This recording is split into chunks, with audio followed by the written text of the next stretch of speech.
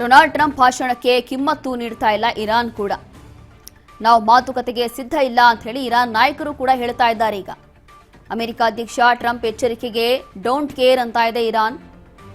ಹೊಸ ಆಫರ್ ನೀಡದ ಹೊರತು ಮಾತುಕತೆ ನಡೆಸೋದಿಲ್ಲ ಅಂತ ಹೇಳಿ ತೀರ್ಮಾನ ಮಾಡ್ಕೊಂಡಿದ್ದಾರೆ. ಈಗ ಡೊನಾಲ್ಡ್ ಟ್ರಂಪ್ ಹೇಳಿಕೆಯಲ್ಲಿ ಯಾವುದೇ ಹೊಸತನ ಇಲ್ಲ. ಪ್ರತಿ ಬಾರಿ ಹೇಳೋದನ್ನೇ ಇವತ್ತು ಹೇಳಿದ್ದಾರೆ. ಮಿಲಿಟರಿ ರಕ್ಷಣೆ ಮತ್ತು ಪ್ರತಿದಾಳಿಗೆ ಮಾತ್ರ ಇರಾನ್ ಹೆಚ್ಚಿನ ಒತ್ತು ಕೊಡುತ್ತೆ. ಡೊನಾಲ್ಡ್ ಟ್ರಂಪ್ ಭಾಷಣಕ್ಕೆ ತಲೆನೇ ಕೆಡಿಸ್ಕೊಳ್ತಾ ಇಲ್ಲ ಇರಾನ್ ಕೂಡ. ನಾವು ಮಾತುಕತೆಗೆ ಸಿದ್ಧ ಇಲ್ಲ.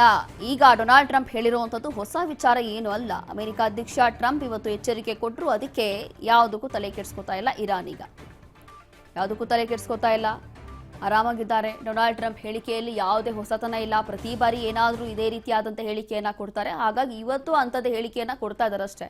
ಅದರ ಹೊರತಾಗಿ ಹೊಸ ವಿಚಾರ ಏನು ಅಲ್ಲ. ಇನ್ನು ನಾವು ಕೂಡ ಸಂಧಾನ ಮಾತುಕತೆಗೆ ನಾವೇನು ಕಾಯ್ಕೊಂಡು ಕೂತಿಲ್ಲ, ಹೇಗೆ ಯುದ್ಧ ಮುಂದುವರಿಸ್ತೀವಿ ಅಂತ ಹೇಳಿ ಈಗ ಇರಾನ್ ಕಡೆಯಿಂದಲೂ ಕೂಡ ಬಂದಿರುವಂಥ ಒಂದು ಮಾಹಿತಿ. ಮಿಲಿಟರಿ ರಕ್ಷಣೆ ಮತ್ತು ನಮ್ಮ ಸೇನಾ ನೆಲೆಗಳ ಬಗ್ಗೆ ಅತಿ ಹೆಚ್ಚಾಗಿ ಆದ್ಯತೆ ಕೊಡ್ತೀವಿ. ಅದರ ಹೊರತಾಗಿ ಡೊನಾಲ್ಡ್ ಟ್ರಂಪ್ ಭಾಷಣಕ್ಕೆ ಯಾವುದೇ ಕಿಮ್ಮತ್ತು ಕೊಡೋದಿಲ್ಲ ಅಂತ ಹೇಳಿ ಇರಾನ್ನಿಂದ ಕೊಟ್ಟಿರುವಂಥ ಮಾಹಿತಿ. ಕಾರಣ ಏನು ಅಂತಂದ್ರೆ, ಯಾವಾಗ ಡೊನಾಲ್ಡ್ ಟ್ರಂಪ್ ಎಚ್ಚರಿಕೆಯನ್ನು ಕೊಟ್ಟರೋ, ವಾರ್ನಿಂಗ್ ಕೊಟ್ಟರೋ,